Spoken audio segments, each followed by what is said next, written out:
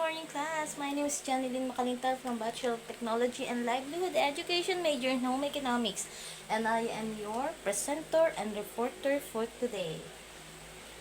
My topic is all about Disgraciada by Erlinda K. Alburo. Bago ko siya ipaliwanag, babasahin ko muna bawat line niya para this is an English version of Disgraciada. Then, papaliwanag ko siya after mabasa ko yung lahat ng slides.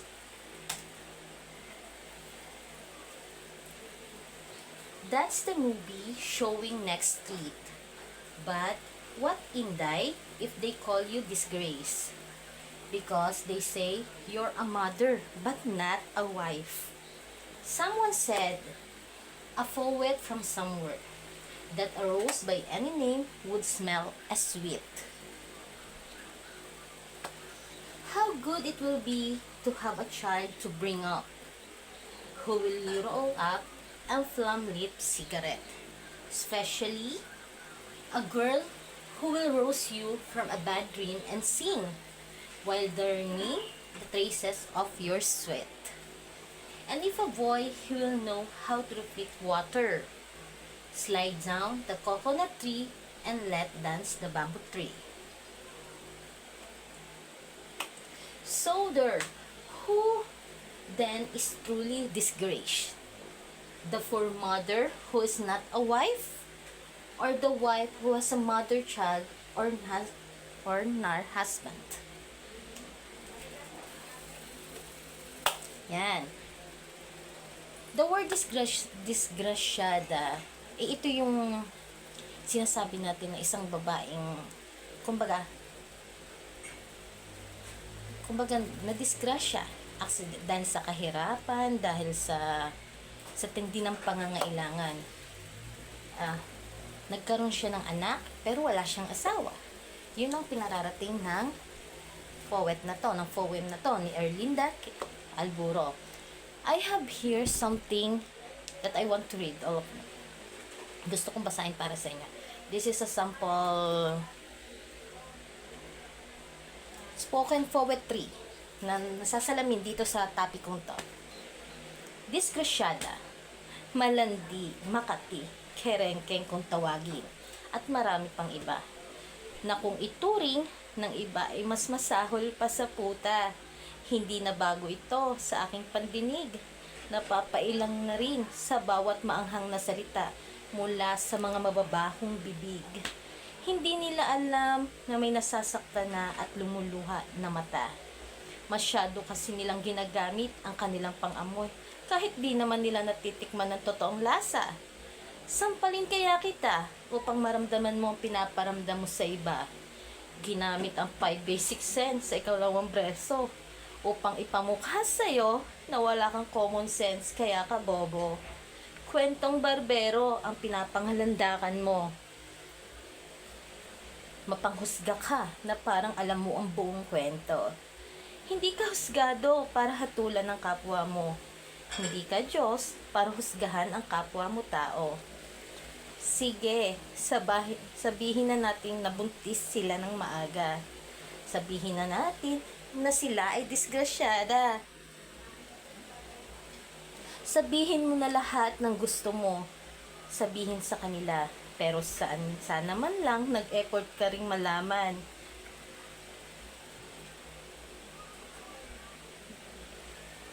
Kung ano ang mga pinagdadaanan nila. Dahil kadalasan yung mga ganitong eksena, may malalim na dahilan. Isa na dito, ang matinding kalungkutan sa kanilang kalooban. Mga problema na nagdudulot ng karupukan, kaya nakakagawa ng desisyon na di maintindihan. Sa pagtaka sa pagkakagapos at pagkapit sa kung sinong nariyan upang makaraos. Kahit wala na sa plano, hindi na malayan, wala na pala ang saplot na bumabalot sa buo mong pagkatao.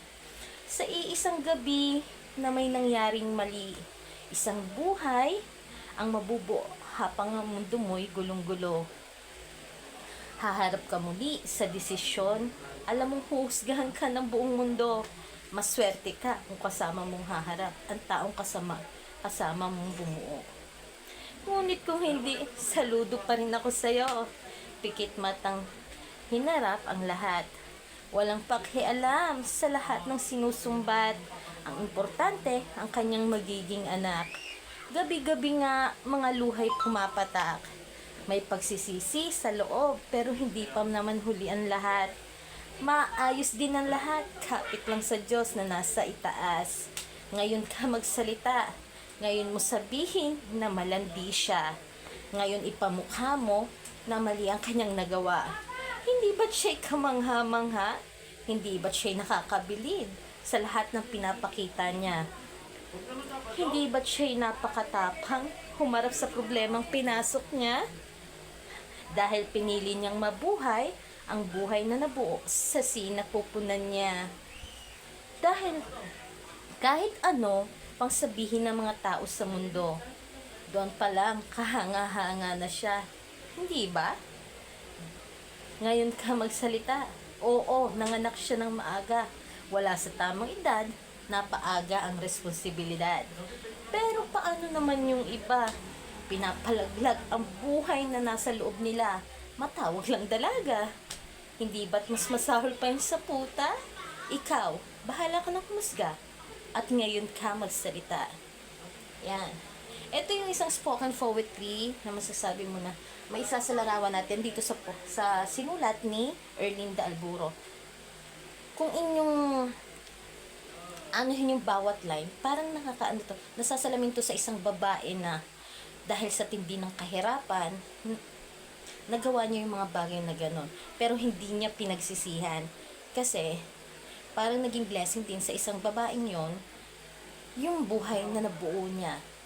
At kung tutuusin niya, mas magaling pa nga yung nagdidisgrasya kasi nagagawa nila ang responsibilidad nila ng maayos. Hindi naman sila talaga totally matatawag na disgrasyada o disgrasya kasi ginusto nila yon dahil nga sa tindi ng kahirapan na kinakaharap nila. Ito yung reflection ni Erlinda Alburo. I have here sa sample reflection. Nabasa ko lang din to pero babasahin ko na rin po sa inyo. The word disgrasyada is a powerful thought provoking poem written by Erlinda K. Alburo. The poem is written in Filipino explores themes of poverty, injustice, and the plight of the marginalized. It captures the struggles of young girl living in poverty. Ibig sabihin, napakabata na napakabata niya. Ito'y kwento ng isang batang wala pa sa hustong edad o wala pa sa hustong gulang na sa tindi ng kahirapan nakakagawa ng isang maling desisyon. Struggle in poverty who's looked down upon by society because of her circumstances. Yan nga yung sinasabi ko nga kanina, dahil sa tindi ng kahirapan at mga pinagdadaan, nakakagawa nga sila ng maling desisyon.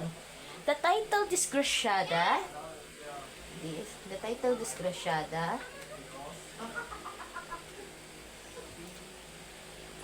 itself is a Filipino term that is often used to refer to someone who is unlucky or unfortunate. Ito yung mga hindi pinalad o hindi nagkaroon ng magandang relasyon o karelasyon. Hindi ba ga? Kasi yung love, walang namumong love. Kaya In the context of the poem, the word is used to describe the young girl and her circumstances. The use of this word sets the tone for the poem and highlights the marginalization and discrimination faced by those living in poverty. Throughout the poem, the narrators describe the different ways in which she discriminated against because of her poverty. She talks about how she looks down upon by the people around her. At yung pinapakita nito yung yung mga pwedeng maging mangyari, pwedeng maganap or maranasan ng isang babaeng dumanas sa ganito. Pwede makarinig siya ng kung ano-ano sa paligid niya, kahit sa mga pamilya niya o sa mismong kadugo niya.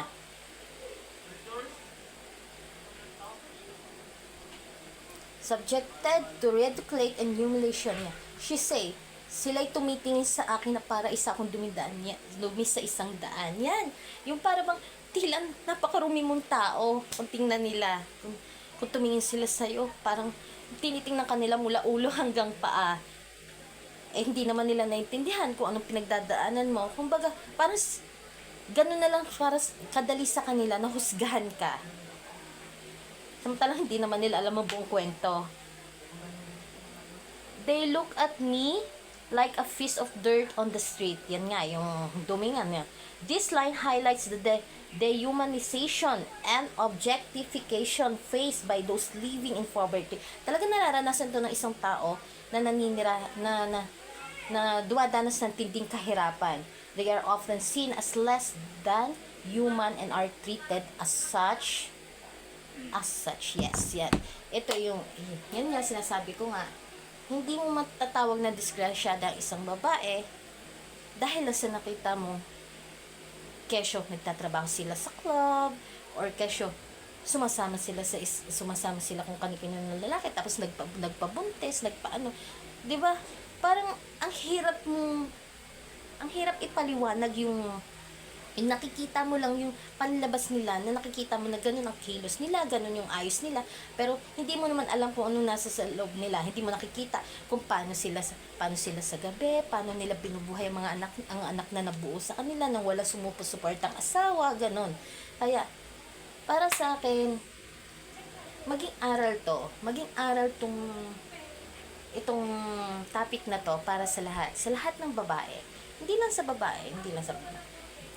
Siguro sabihin na natin, bata, matanda, tulad ko, tulad ng iba dyan, hindi natin maiwasan, marami talaga dito sa paligid natin, hindi natin alam kung sino yung nakakaranas ng ganito, pero sana, matuto tayong maging mapagkumbaba, wag nating matahin yung isang tao dahil sa base sa ating nakikita. Kumbaga, maging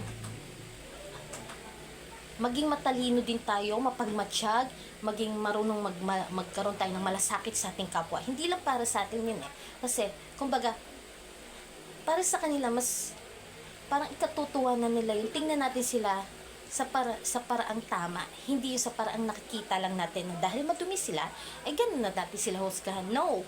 Dapat, maging pantay tayo.